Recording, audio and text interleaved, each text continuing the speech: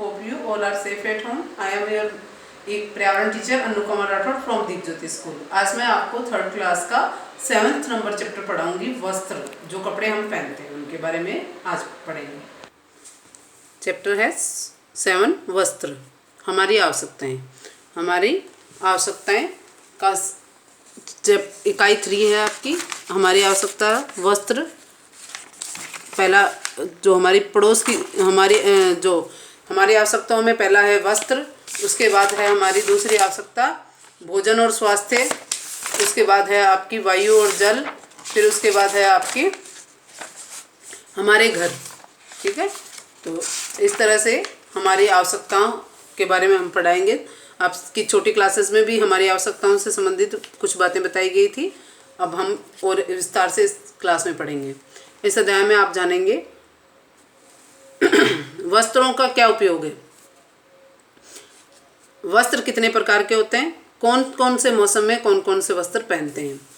तो देखिए, आप भी तो कई तरह के वस्त्र पहनते हैं ना भाई। कई शादी ब्याह में पहनने वाले अलग कपड़े पहनते हो, घर में पहनने वाले कपड़े अलग पहनते हो, त्योहारों पर पहनने वाले कपड़े चमकीले थोड़े ब्राइट कलर वाले होते हैं, और गर्मियों में अलग से पहनते हो, सर्दियों में अलग से कपड़े पहनते हो। ठीक है, क्योंकि गर्मियों में गर्मी होती है तो सूती वस्त्र पहने जाते हैं। तो इसी तरह से कुछ आपको बताए जाएंगे, कौन से मौसम में कौन कौन से वस्त्र पहनते हैं इसके बारे में बताएंगे। वस्त्र हमारे लिए अति आवश्यक है,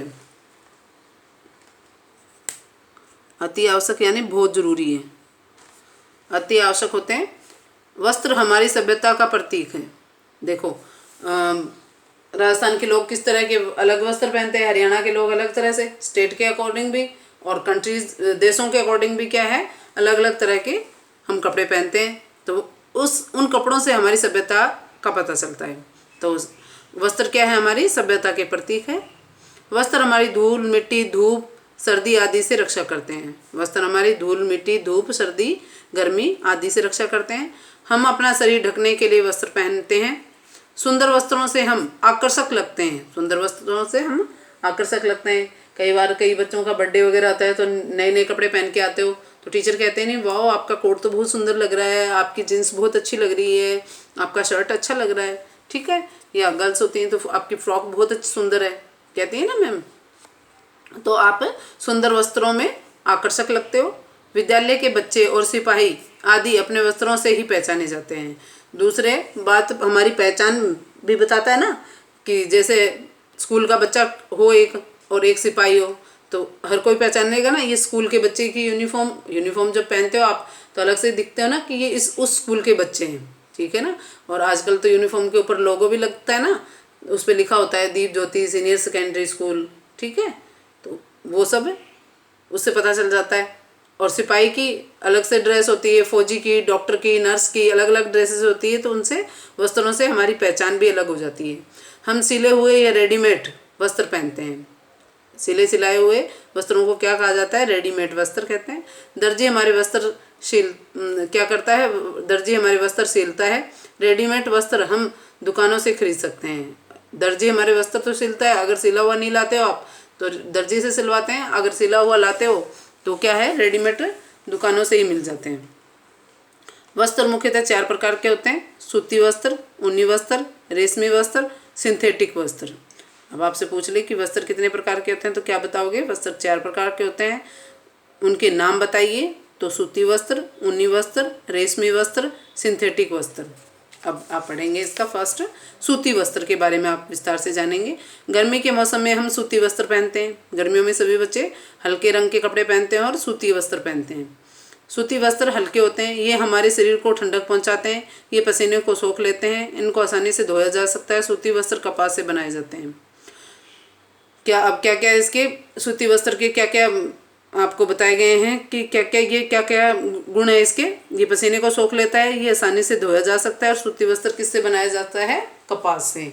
और कपास इंडिया में खूब होती है, कहाँ होती है सबसे ज़्यादा, गंगानगर की तरफ। ठीक है, अब देखो ऊनी वस्त्र, सर्दी के मौसम में हम मोटे और ऊनी पहनते हैं, ऊनी कपड़े पहनते हो।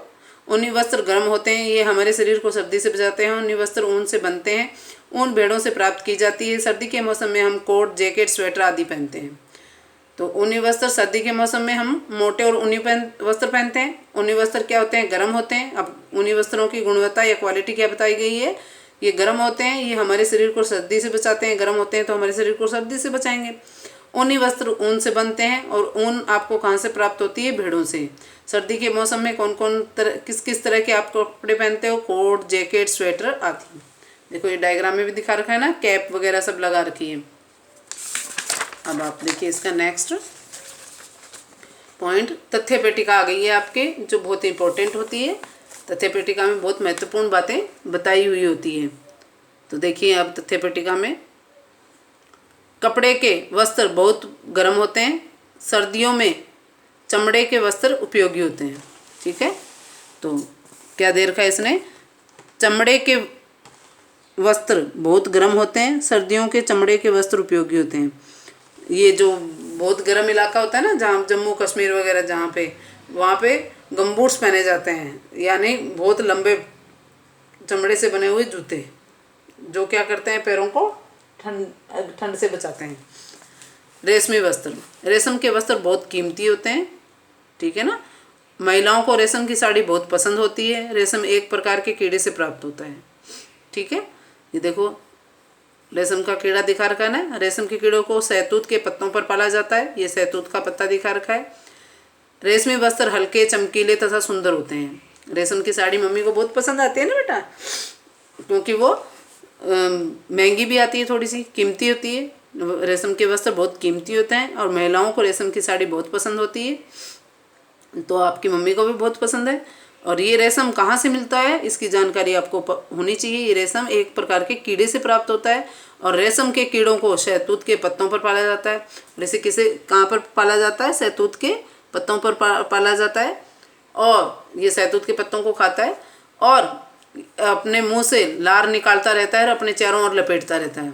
ठीक है, इस तरह लपेट के और क्या गुच्छा बन जाता है, और फिर इसे उबलते हुए पानी में डाल देते हैं, तो ये कीड़ा तो मर जाता है और ऊपर का रेशम इसके रह जाता है। ठीक है, जो लार निकालता है वही कठोर होके क्या बन जाती है? रेशम बन जाती है।